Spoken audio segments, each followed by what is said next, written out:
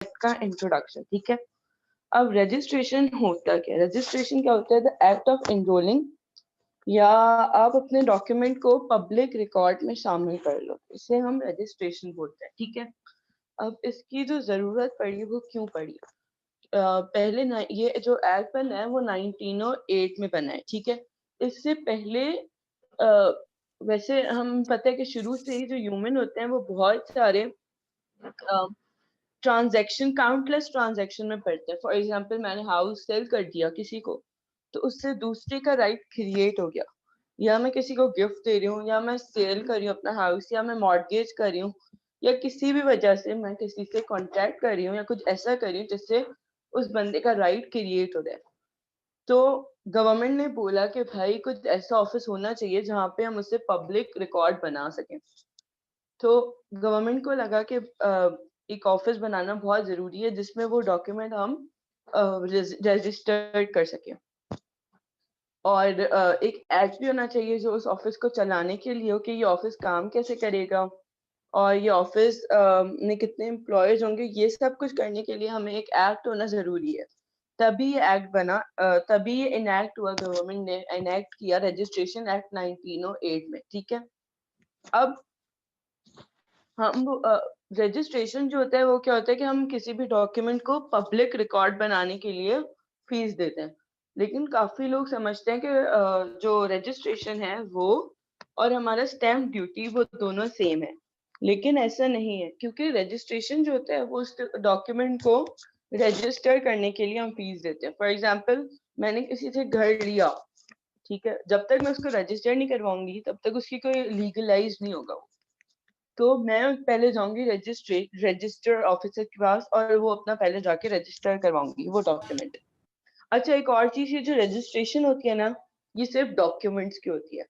ठीक है, अब किसी भी डॉक्यूमेंट को पब्लिक डॉक्यूमेंट बनाने के लिए हम फीस जो देते हैं उसे हम रजिस्ट्रेशन फीस बोलते हैं।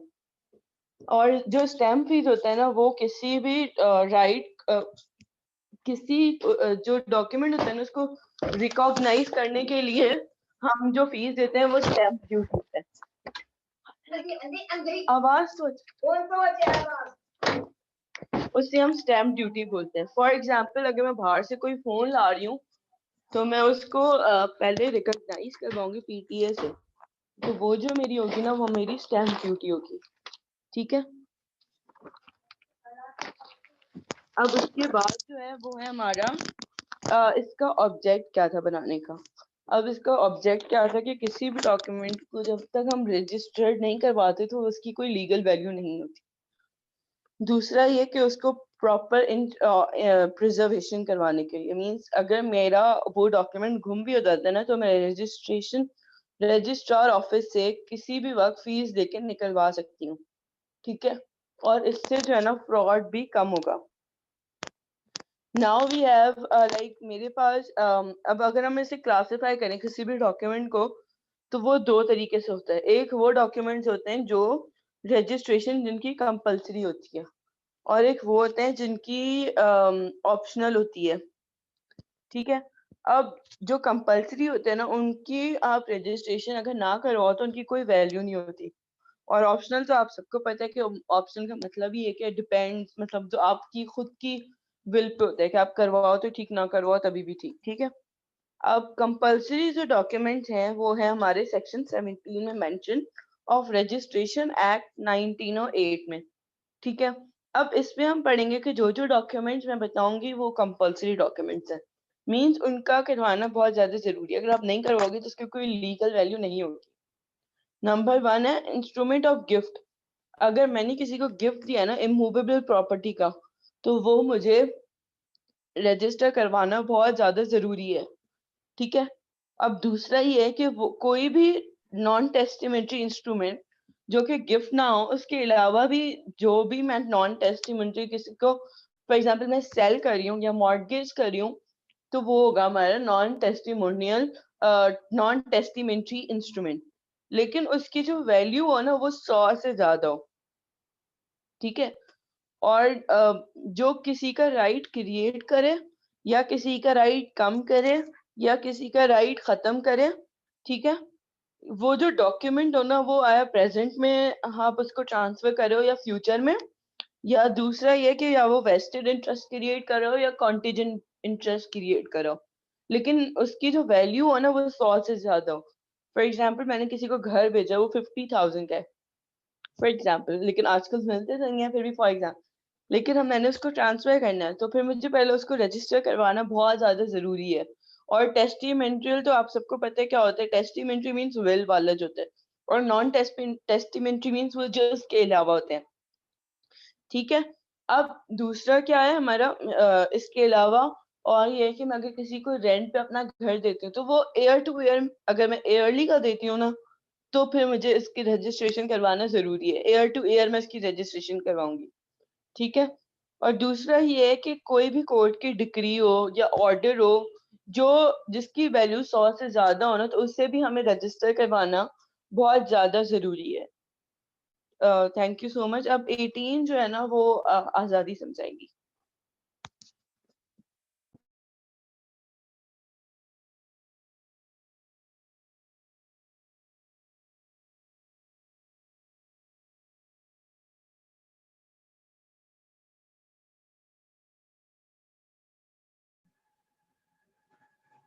अस्सलाम एवरीवन। अब हमारा टॉपिक, जो मेरा टॉपिक है वो है सेक्शन 18, जिसमें बताया गया है ऑप्शनल रजिस्ट्रेशन। पहले तो ऑप्शनल रजिस्ट्रेशन क्या होती है कि कोई भी डॉक्यूमेंट है उसकी रजिस्ट्रेशन करवाना अगर अकॉर्डिंग टू 17 सेक्शन लाजमी है तो वो हमारी कंपल्सरी हो जाएगी रजिस्ट्रेशन। मगर ऐसे डॉक्यूमेंट जिनकी रजिस्ट्रेशन हम करवाएं या ना करवाएं उसके बावजूद भी उनकी वैल्यू जो है वो लीगल कंसीडर की जाएगी, तो वो फॉल करते हैं ऑप्शनल रजिस्ट्रेशन की कैटेगरी में। तो वो कौन से डॉक्यूमेंट्स है वो मैं बताती चलूँ आपको। नंबर 1, ऐसे डॉक्यूमेंट्स जो कि विल और गिफ्ट के अलावा कोई भी इमूवेबल प्रॉपर्टी के डॉक्यूमेंट्स हो और उनकी प्राइस जो है वो लेस देन 100 रुपीज हो, तो वो आ जाते हैं ऑप्शनल रजिस्ट्रेशन की कैटेगरी में। दूसरा ये कि कोई भी इमूवेबल प्रॉपर्टी है जिसको हम लीज पे देते हैं मगर उसका जो टाइम पीरियड है वो लेस देन 1 ईयर है, तो वो भी ऑप्शनल रजिस्ट्रेशन में आएगा। थर्ड नंबर ये है कि कोई भी कोर्ट की डिक्री है या फिर कोई भी ऑर्डर है या कोई भी डॉक्यूमेंट जो लेस देन 100 रुपीज है, तो उसकी भी जो रजिस्ट्रेशन होगी वो ऑप्शनल होगी। ठीक है। उसके बाद कोई भी डॉक्यूमेंट है रिलेटिंग टू मूवेबल प्रॉपर्टी जो कि आपका राइट क्रिएट करता है, डिक्लेयर करे, एक्सटिंग्विश करे, या फिर टाइटल है या इंटरेस्ट है, चाहे वो वेस्टेड इंटरेस्ट हो या कॉन्टीजेंट इंटरेस्ट हो, तो वो भी फॉल करेगा ऑप्शनल रजिस्ट्रेशन की कैटेगरी में। या फिर ऐसे डॉक्यूमेंट्स जिनके बारे में सेक्शन 17 एक्सप्रेसली हमें बताता है कि इनकी रजिस्ट्रेशन जरूरी नहीं है, तो वो जो डॉक्यूमेंट्स होंगे वो भी फॉल करेंगे ऑप्शनल रजिस्ट्रेशन की कैटेगरी में। उसके बाद आ जाते हैं कि टाइम लिमिट क्या होगी। अगर कोई भी हम डॉक्यूमेंट जो है वो एग्जीक्यूट करते हैं तो उसको रजिस्टर कितने टाइम पीरियड के अंदर करवा सकते हैं। तो बेसिकली देखा जाए तो 4 मंथ होते हैं किसी भी डॉक्यूमेंट को रजिस्टर करवाने के लिए from the date of its execution. मगर यहाँ पे कुछ डिफरेंट सेक्शंस हैं जो हमें डिफरेंट सिचुएशन बताते हैं कि किस सिचुएशन में कैसे डॉक्यूमेंट किस टाइम पीरियड पे हम रजिस्टर करवा सकते हैं। तो पहले तो ये है कि कोई भी इमूवेबल प्रॉपर्टी अगर आप किसी को गिफ्ट कर रहे हैं तो जिस दिन आपने उसको एग्जीक्यूट किया डॉक्यूमेंट को, विद इन 4 मंथ आपको वो रजिस्टर करवानी है। और रजिस्टर करवाएंगे आप सब रजिस्ट्रार या फिर रजिस्ट्रार के पास होगी जैसी वो प्रॉपर्टी होगी। उसके अलावा एक एक्सेप्शन इसमें दी गई है कि अगर हम किसी भी चीज को रजिस्टर करवाना चाहते हैं, हमने एग्जीक्यूट भी कर लिया मगर कोर्ट उस पर स्टे जारी करता है कि अभी इसकी रजिस्ट्रेशन रोक दी जाए, तो इस जो कंडीशन है इस कंडीशन में टाइम लिमिट हम तब से कैलकुलेट करेंगे, काउंट करेंगे जब वो कोर्ट हमें ऑर्डर देगी कि अब आप इसकी रजिस्ट्रेशन करने के लिए अलाउ है, आप कर सकते हैं। उस टाइम से, उस दिन से लेके विद इन 4 मंथ तक आपको रजिस्ट्रेशन करवानी है उसकी। उसके बाद सेक्शन 23A वो बताता है कि अगर कोई भी अनऑथोराइज़ पर्सन है, उसने रजिस्ट्रेशन करवाई है, तो आपको फिर से री-रजिस्ट्रेशन करवानी पड़ेगी और उस री-रजिस्ट्रेशन का टाइम पीरियड भी जो होगा, वो विदिन 4 मंथ होगा। मगर जिस दिन आपने साबित किया कि ये अनऑथोराइज़ पर्सन था, इसने रजिस्ट्रेशन करवाई है, तो उस दिन जिस दिन ये साबित होगा, उस दिन से लेके विदिन 4 मंथ तक आपको वो डॉक्यूमेंट रजिस्टर करवाना है। उसके बाद आ जाता है सेक्शन 24। 24 में ये कहा गया है कि अगर कोई भी डॉक्यूमेंट है जो कि एग्जीक्यूट किया गया है by the several persons at different times, for suppose एक एग्रीमेंट है जिसको 3 बंदे साइन करते हैं। अगर जिस दिन ए ने फॉर सपोज ए ने साइन किया, तो जिस दिन से वो साइन करेगा विदिन 4 मंथ उसको रजिस्ट्रेशन करवानी है उसकी। और दूसरा बंदा जो बी है, वो चाहे तो 1 साल बाद भी एग्जीक्यूट करे, तो भी फ़र्क नहीं पड़ता। जब वो एग्जीक्यूट करेगा उस दिन से लेके विदिन 4 मंथ तक उससे भी रजिस्ट्रेशन करवानी है डॉक्यूमेंट की। और उसके अलावा है सेक्शन 26, वो हमें बताता है कि अगर आपने कोई भी डॉक्यूमेंट है जो कि एग्जीक्यूट या रजिस्टर करवाया है outside of the Pakistan, Pakistan से बाहर आपने कोई चीज़ परचेज़ की, उसके बारे में आपने डॉक्यूमेंट्स बनाए, रजिस्टर किए या एग्जीक्यूट किए, तो जब आप पाकिस्तान आएँगे तो आपको फिर से वही डॉक्यूमेंट जो है रजिस्ट्रार या सब रजिस्ट्रार के पास फिर से रजिस्टर करवाना पड़ेगा। और वो कैसे करवाएँगे कि जिस दिन आप यहाँ पे अराइव हुए पाकिस्तान में, उस दिन से लेके विदिन 4 मंथ तक आपकी जो टाइम लिमिट है रजिस्ट्रेशन की, वो काउंट की जाएगी। अब आते हैं, पहले तो हमने पढ़ लिया कि ऑप्शनल रजिस्ट्रेशन क्या है, उसमें कौन-सी चीज़ें आती हैं, उसके बाद हमने टाइम लिमिट भी बता दी कि कितने टाइम पीरियड में हम कौन-सी और कैसी चीज़ जो डॉक्यूमेंट है वो रजिस्टर करवा सकते हैं। उसके बाद आ जाती है प्लेस फॉर रजिस्टरिंग डॉक्यूमेंट। अब जो डॉक्यूमेंट्स हैं वो रजिस्टर किस जगह पे होंगे? तो इसके बारे में सेक्शन 28 कहता है कि कोई भी डॉक्यूमेंट हो जो कि इमूवेबल प्रॉपर्टी से रिलेटेड है और वो सेक्शन 17 ए, बी, सी, डी, ई और 17 सबसेक्शन 2 में फॉल करते हैं, यानी कि जिनकी रजिस्ट्रेशन कंपल्सरी है, वो आप सब रजिस्ट्रार ऑफिस में रजिस्टर करवाएँगे। मगर कंडीशन ये है कि जहाँ की वो प्रॉपर्टी यानी कि इमूवेबल प्रॉपर्टी है, तो वो इमूवेबल प्रॉपर्टी जहाँ सिचुएट करती है, उसी सब डिस्ट्रिक्ट के आप सब रजिस्ट्रार के पास उसको रजिस्टर करवाएँगे। उसके अलावा सेक्शन 29 ये कहता है कि 28 में जो चीज़ें मेंशन है, उसके अलावा अगर कोई भी मूवेबल प्रॉपर्टी है, तो उसके डॉक्यूमेंट को आप किसी भी सिटी में जो सब रजिस्ट्रार है उसके पास रजिस्टर करवा सकते हैं, मगर उसकी कंडीशन भी ये है कि वो जो डॉक्यूमेंट है उसका उस सिटी से कोई ना कोई मतलब कि ट्रांज़ैक्शन होना चाहिए। फॉर सपोज़ आपने कोई भी मूवेबल प्रॉपर्टी ली है, जैसे कि हम कार का एग्ज़ाम्पल ले लेते हैं, वो मूवेबल प्रॉपर्टी है, या फिर मोबाइल का एग्ज़ाम्पल ले लें, वो भी मूवेबल प्रॉपर्टी है। तो आपने एक शहर में वो फॉर सपोज़ हैदराबाद में आपने मोबाइल देखी, दुकान पे गए और उसके बाद आपने उससे कहा कि ये चीज़ मुझे आप सत्तर में दे दे। ठीक है, आप सत्तर में आपने एग्रीमेंट कर लिया कि ये चीज़ तुम मुझे दो। और एग्रीमेंट के बाद आप आप कराची चले जाते हैं, ठीक है। वहाँ पे आपको डिलीवरी हो गई, आपने उसकी पोज़ीशन ले ली और पेमेंट कर दी। तो ये जो आपने चीज़ परचेज़ की है, इसकी ट्रांज़ैक्शन देखी जाए तो तीनों सिटीज़ में हुई, हैदराबाद में भी, सक्खर में भी, कराची में भी। तो आप इन तीनों सिटीज़ में से किसी में भी जाके वहाँ के सब रजिस्ट्रार के पास उस चीज़ को रजिस्टर करवा सकते हैं। और उसके अलावा अब नेक्स्ट जो टॉपिक है वो है person who can present the document for the registration. अब कौन से बंदे हैं जो रजिस्टर करवा सकते हैं डॉक्यूमेंट को? तो सेक्शन 32 बताता है कि एक लिस्ट बताता है पर्सन्स की जो कि एलिजिबल है कि वो डॉक्यूमेंट रजिस्ट्रेशन के लिए प्रेजेंट कर सके। तो पहला बंदा वो होगा कि जो बंदा एग्जीक्यूट कर रहा है किसी भी डॉक्यूमेंट को, वो एलिजिबल है, वो जाके उसको रजिस्टर करवा सकता है। और उसके अलावा वो बंदा फॉर सपोज़ अगर 2 बंदे हैं, उन्होंने कोई भी सेल एंड परचेज़ का कॉन्ट्रैक्ट किया है या एग्रीमेंट किया है, तो दोनों जाके रजिस्टर करवा सकते हैं।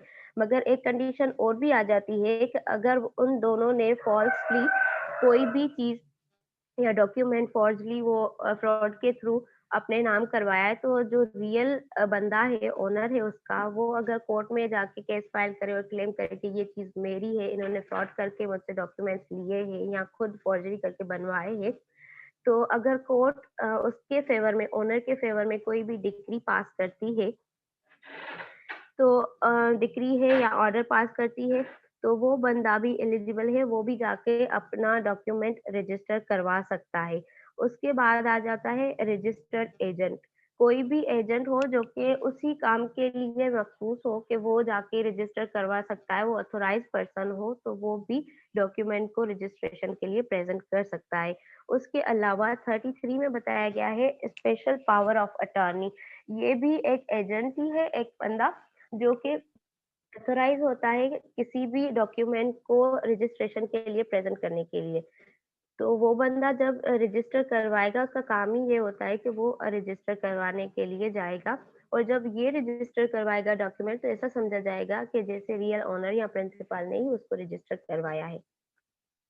उसके बाद नेक्स्ट टॉपिक है power of registrar to refuse the registration. अब रजिस्ट्रार के पास पहली बात तो पावर है या नहीं है किसी भी रजिस्ट्रेशन को रिफ्यूज करने के लिए, तो उसका जवाब है हाँ, उसके पास पावर है। और कुछ ग्राउंड्स हैं जिन ग्राउंड्स की वजह से वो रिफ्यूज कर सकता है किसी भी डॉक्यूमेंट को रजिस्टर करने से।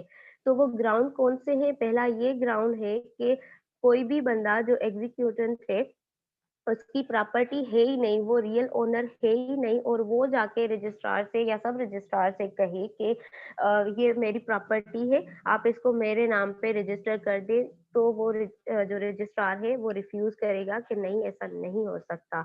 दूसरी बात ये है कि कोई भी डॉक्यूमेंट है, जैसे कि मैं पहले ही बता चुकी हूँ कि 4 मंथ तक हमें उस डॉक्यूमेंट को रजिस्टर करवाना है from the date of its execution. अगर कोई बंदा उन 4 मंथ के बाद जाता है उसको रजिस्टर करवाने के लिए, तो इस ग्राउंड पे भी उसका जो डॉक्यूमेंट है वो रिजेक्ट हो जाएगा for the purpose of registration. Third point ये है कि कोई भी डॉक्यूमेंट है जो कि प्रेज़ेंट किया गया है माइनर की तरफ से, अगर माइनर लेके जाता है वो डॉक्यूमेंट तब भी वो रिजेक्ट हो जाएगा। और कोई प्रॉपर्टी है फॉर सपोज़ इमूवेबल प्रॉपर्टी है जो कि सिचुएट करती है किसी भी सब डिस्ट्रिक्ट में, मगर जो बंदा है वो अब उस प्रॉपर्टी को रजिस्टर करवाना चाहता है किसी और सब डिस्ट्रिक्ट में। तो ये ऐसा नहीं हो सकता क्योंकि हम पहले ही पढ़ चुके हैं कि immovable property according to section 28 जहाँ सिचुएट करेगी वहाँ का ही सब रजिस्ट्रार उसे रजिस्टर कर सकता है। मगर इसमें एक एक्सेप्शन दी गई है कि रजिस्ट्रार जो है वो रजिस्ट्रेशन को इस बेसिस पे या इस ग्राउंड पे रिफ्यूज़ नहीं कर सकता कि आपने स्टैम्प ड्यूटी कम दी है, तो वो कह सकता है लिहाज़ा आप उसकी ज़्यादा कर दें, तो रजिस्टर हो जाएगी वो चीज़।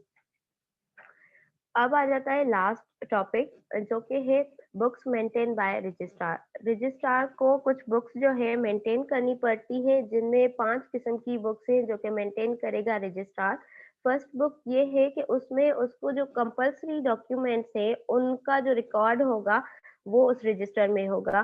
सेकंड बुक जो आ जाता है उसमें वो रीज़न्स रिकॉर्ड करेगा जो रीज़न्स जिन पे वो रजिस्ट्रेशन को करने से रिफ्यूज़ करता है, तो वो जो रीज़न्स होंगे वो बुक 2 में मेंशन होंगे।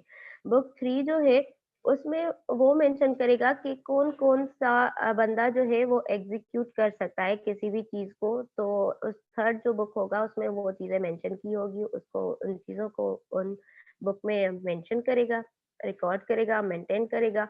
और इसके अलावा बुक नंबर 4 4 में ये है कि जो भी एक्स्ट्रा हमारा मिक्स्ड वर्क है जो कि इन ऊपर वाले में फॉल नहीं करता बुक्स में, वो उसमें फॉल करेगा बुक नंबर 4 जो कि है miscellaneous register.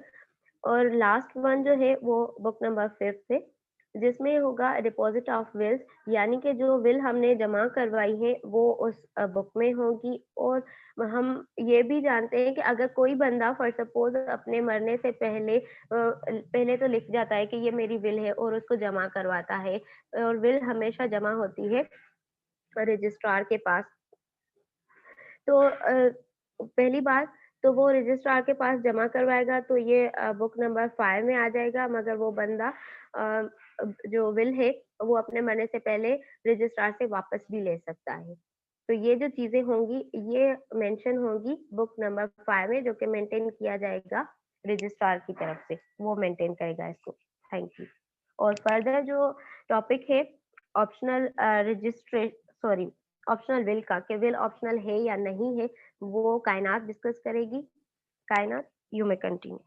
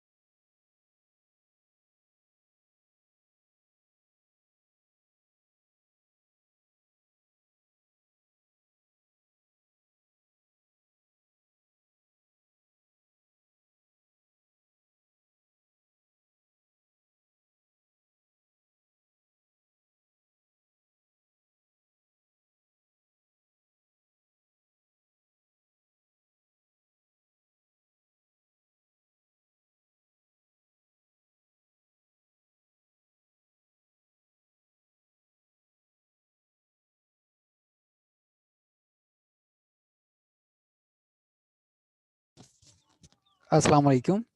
Nicely explained by the both fellows. चलें 1 मिनट वेट करते हैं, मे भी कायनात ज्वाइन कर ले।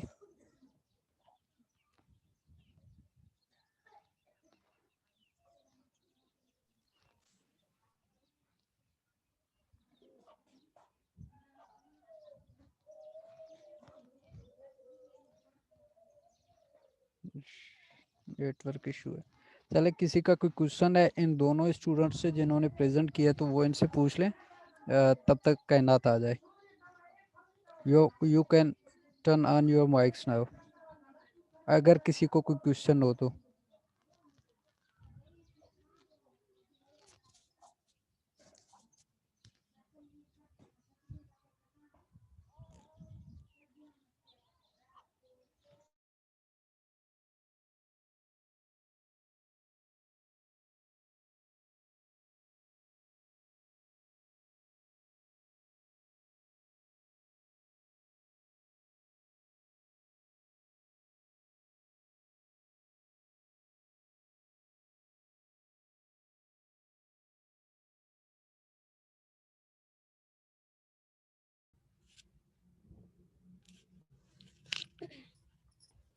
अस्सलाम वालेकुम। आज़ादी के बाद जो टॉपिक्स हैं वो मैंने कवर करने हैं। उसके बाद जो फर्स्ट वन स्लाइड है मेरे लिए वो है, is the registration of will optional, explain the manner in which it may be presented for registration. इसके अंदर पहला क्वेश्चन जो हमसे किया गया है उसके अंदर पहले पूछा है कि रजिस्ट्रेशन, जो विल की रजिस्ट्रेशन है वो क्या ऑप्शनल है। तो the answer of that question is yes. क्यों? क्योंकि विल क्या है, एक ऑप्शनल डॉक्यूमेंट है जिसकी रजिस्ट्रेशन हम पर डिपेंड करती है कि करनी है या नहीं करनी। तो according to section 18 it defines us that the document which are not required to be registered under section 17 may be registered under this act। मतलब जो सेक्शन 17 के अंदर डॉक्यूमेंट्स नहीं बताए गए हैं वो सेक्शन 18 के अकॉर्डिंग ऑप्शनल रजिस्ट्रेशन कहलाएगी। तो यहाँ पे विल की मैं 2 एग्जांपल ले लेती हूँ जो चीज़ें क्या कहते हैं रजिस्ट्रेशन के लिए है। एक मूवेबल, ठीक है, एक मूवेबल प्रॉपर्टी के उससे ले लेते हैं। तो एक आ जाता है मोबाइल। मोबाइल की हमारे ऊपर डिपेंड करता है कि हम रजिस्ट्रेशन करवाएं या ना करवाएं, क्योंकि इसकी एक एक्सपायरी डेट होती है। अब ज़रूरी नहीं है कि मोबाइल की हिस्ट्री ही हम लिखते जाएं कि पहले मेरे पास था फिर सेकंड मैंने सेल आउट कर दिया, तो उसकी एक्सपायरी डेट होती है। तो उसकी ज़रूरी नहीं है कि हम उसको रजिस्ट्रेशन करवाएं। और इमूवेबल प्रॉपर्टी के अंदर आ जाएगा विल। विल की इस तरह से मैं एक example just suppose mister A ने मिस्टर बी को अपनी एक प्रॉपर्टी दी है और कहा है कि जब तक मैं जिंदा हूँ ये प्रॉपर्टी मेरी है, मेरे मरने के बाद बी की हो जाती है। ये पूरा पूरा लिखा जाता है एक विल के अंदर, और इस विल के अंदर 2 विटनेसेस होते हैं। उसके बाद मिस्टर ए और मिस्टर बी की कहीं जा रहे होते हैं, अचानक से एक्सीडेंट हो जाता है और दोनों की ही डेथ हो जाती है। लेकिन इस विल के अकॉर्डिंग तो मिस्टर बी इसके क्या थे, पोजीशन के हकदार थे। तो अब ये 2 विटनेस जो हैं उनके ऊपर डिपेंड करेगा कि वो इस विल के अकॉर्डिंग उस प्रॉपर्टी को किसके नाम करें। अब इसके बाद जो टॉपिक है, explain the manner in which it may be present for registration. वो पर्सन जिसने क्या बनाई है, विल बनाई है, या तो वो किसी बंदे को अथोराइज कर दे कि वो रजिस्ट्रार के पास जाए या सब रजिस्ट्रार के ऑफिस में जाए, उसे उस डॉक्यूमेंट को क्या करवा दे, रजिस्ट्रेशन करवा दे। अब यहाँ पे टेस्टार कौन है, वो बंदा जिसने विल बनाई है। अब जिसने ये विल बनाई है, या तो वो खुद जाकर, सेकंड या तो एक ऑप्शन ये है कि या तो वो खुद जाकर रजिस्ट्रार के पास जाकर ये विल को रजिस्टर करवा दे, या फिर वो किसी को अथोराइज कर दे कि वो इस डॉक्यूमेंट को या इस विल को रजिस्ट्रेशन करवाए। लेकिन उसके अंदर जो विल के अंदर जो नाम होगा वो पूरा डिटेल, उसकी बिल्कुल नेचर जो डॉक्यूमेंट की, वो सारा कुछ उसमें बताकर फिर अब यहाँ पर आ जाती है रजिस्ट्रार की ड्यूटी क्या है। उसकी ड्यूटी ये है कि वो क्या करे, जब कोई बंदा उसके पास रजिस्ट्रेशन करवाने के लिए आया है तो वो उसकी डेट, टाइम, मंथ, जो भी डिटेल है ना, वो पूरी अपने पास रिकॉर्ड करे या मार्क करे, और उसको अपने पास ऐसे सेफ रखे कि उसको कोई नुकसान ना पहुंचे। यानी कि या तो वो अपने फायर प्रूफ बॉक्स के अंदर सेफ रखेगा। अब यहाँ पे टेस्टार क्या समझता है कि मुझे ये जो डॉक्यूमेंट है जो मैंने रजिस्ट्रेशन करने के लिए दिया हुआ है, वो उसकी रजिस्ट्रेशन में कोई चेंजिंग नहीं आनी चाहिए, ये मेरे मेरे नाम ही रहना चाहिए। तो वो क्या करेगा, खुद जाकर रजिस्ट्रार के पास जाकर वो डॉक्यूमेंट वापस ले लेगा और कहेगा कि मुझे इसमें कोई रजिस्ट्रेशन की ज़रूरत नहीं, मुझे कोई चेंजिंग नहीं करवानी है। फिर इसके बाद जो सेकंड टॉपिक है, registration of document relates back to the date of their execution. ऐसे डॉक्यूमेंट मतलब जिनकी हम रजिस्ट्रेशन करवा रहे हैं, वो डॉक्यूमेंट्स अब उनकी डेट, एग्जीक्यूशन की डेट क्या होगी। जैसे कि सर ने हमें केस भी बताया था और यहाँ पे एग्जांपल भी बताई थी कि मिस्टर ए ने मिस्टर बी को अपनी प्रॉपर्टी या डॉक्यूमेंट जो है वो नाम करवा दिया या फिर उसको दे दिया और डेट बताई, जैसे सपोज 1 अगस्त ले लेते हैं हम, और फिर वही प्रॉपर्टी मिस्टर बी के सी के नाम भी करवा दी। लेकिन वो क्या करेगा, जो फर्स्ट मिस्टर बी को 1 अगस्त दी थी और मिस्टर सी को क्या करते हैं 1 सितंबर दे देते हैं। लेकिन यहाँ पे हम एग्जीक्यूशन की डेट देखेंगे कि पहले किस डेट पर उसने किया था। अब रजिस्ट्रेशन वो बाद में जाके करवा देता है, तो हम पहले उसकी एग्जीक्यूशन वाली डेट देखेंगे, और जो एग्जीक्यूशन वाली डेट होगी ना, उसको फर्स्ट प्रायोरिटी दी जाएगी। यानी कि वो पहले मानी जाएगी कि हाँ, ये इसका रियल जो ऑनर है वो मिस्टर बी है। ये सारी बात सेक्शन 47 में कही गई है। सेक्शन 47 की जो ऑन वर्डिंग है वो कहता है कि time from which registered document operates, मतलब जो रजिस्ट्रेशन है डॉक्यूमेंट्स की, वो किस डेट से एग्जीक्यूशन की जाएगी। The third one slide is that effect of non registration of document required to be registered. ऐसे डॉक्यूमेंट्स जो कि रजिस्ट्रेशन के हकदार, मतलब रजिस्ट्रेशन करवानी चाहिए अकॉर्डिंग टू सेक्शन 17, लेकिन वो रजिस्टर नहीं करवाते, तो उनका क्या इफ़ेक्ट होता है। अब ऐसे डॉक्यूमेंट जो सेक्शन 17 के अंदर बताए हैं, तो उनकी डॉक्यूमेंट की रजिस्ट्रेशन नहीं करवाते हैं, तो उनकी कोई भी लीगल पावर नहीं होगी, ना ही कोई उनकी लीगल वैल्यू होगी, ना ही कोई उस डॉक्यूमेंट को क्या कर सकता है, या फिर मतलब प्रॉपर्टी को अडॉप्ट करते हैं, डॉक्यूमेंट नहीं प्रॉपर्टी। अब ऐसी प्रॉपर्टी कौन सी होगी, वो जस्ट इमूवेबल हो सकती है। इमूवेबल प्रॉपर्टी को ना ही वो कोई अडॉप्ट करेगा, ना ही उसकी कोई लीगल वैल्यू होगी, ना ही कोई उसकी कोई पावर होगी, जब तक वो रजिस्टर नहीं हो जाती अकॉर्डिंग टू सेक्शन 17। इस पूरी स्लाइड के अंदर यही बताया गया है। The last one is that what are the cases in which a compulsory registerable document can be used in evidence even if it has not been registered.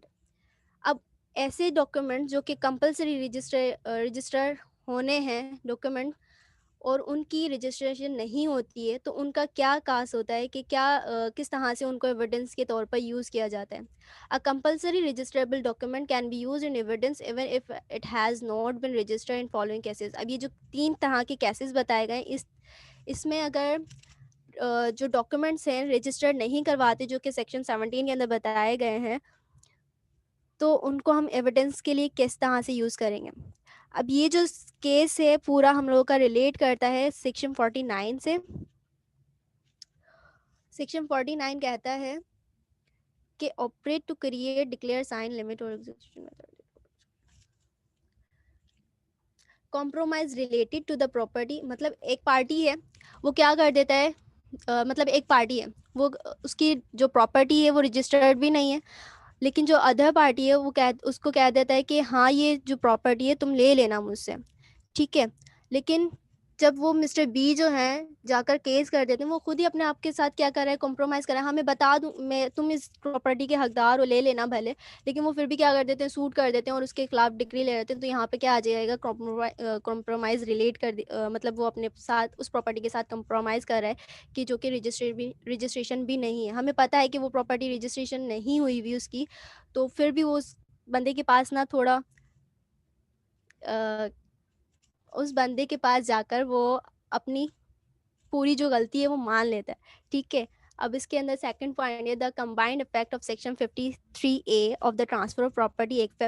53A जो section है ट्रांसफर ऑफ प्रॉपर्टी एक्ट का, वो part performance से relate करता है। और इसके अंदर बताया है कि इस सेक्शन के अंदर बताया है कि ऐसे डॉक्यूमेंट्स जो रजिस्टर नहीं हुए हों और वो क्या करते हैं, ट्रांसफ़र कर दे किसी भी बंदे को एज अ कॉन्ट्रैक्ट या किसी में चीज़ में लिख दे, तभी एक इन डॉक्यूमेंट को हम क्या कहते हैं, केस में यूज़ नहीं कर सकते, नहीं लेंगे कि एज अ एविडेंस होंगे ये। तो an unregistered document affecting immovable property required to be registered may be received in evidence of a contract in the suit for the specific performance of an or as evidence of the part performance of the contract. Unregistered document का कोई भी affect नहीं होगा immovable property पर, affect करेंगे movable property पर जो कि रजिस्ट्रेशन के अंदर कही गई है। I have done sir.